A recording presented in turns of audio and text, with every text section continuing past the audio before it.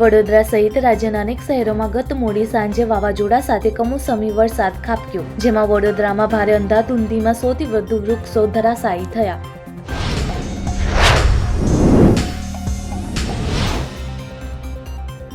કમોસમી માવઠાને કારણે જાનહાનિના પણ સમાચાર સામે આવ્યા છે. રાજ્યભરમાં માવઠાથી 8 લોકોના મૃત્યુ થયા છે.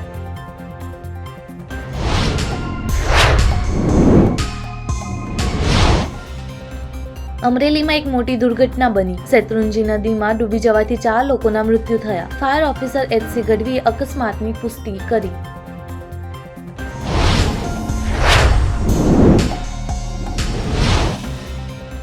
પાકિસ્તાની સંસદમાં એક પ્રસ્તાવ પાસ થયો છે, જેમાં ભારતના પાણી રોકો અને પહેલગામ આતંકી હુમલામાં પાકિસ્તાન પર આરોપ લગાવવાની ટીકા કરવામાં આવી.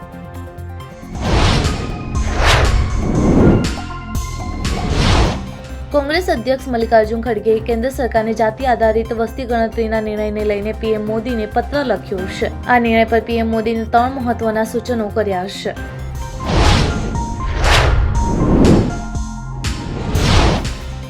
પાકિસ્તાનના સંરક્ષણ પ્રધાન ખ્વાજા આસિફને ભારતના હુમલાનો ડર છે. તેમણે કહ્યું કે ભારત કાશ્મીરમાં નિયંત્રણ રેખા LOC નજીક ગમે ત્યારે હુમલો કરી શકે છે.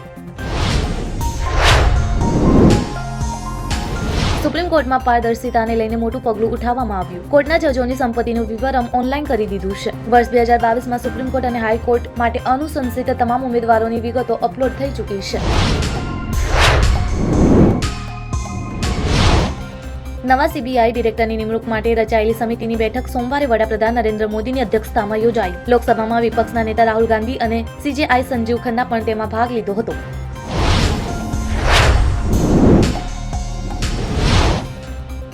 આજે રાજ્યમાં કચ્છ, બનાસકાંઠા, પાટણ, સાબરકાંઠામાં વરસાદની આગાહી કરવામાં આવી. આ ઉપરાંત મહેસાણા, અરવલ્લી, મહીસાગર, પંચમહાલમાં ભારે વરસાદની આગાહી.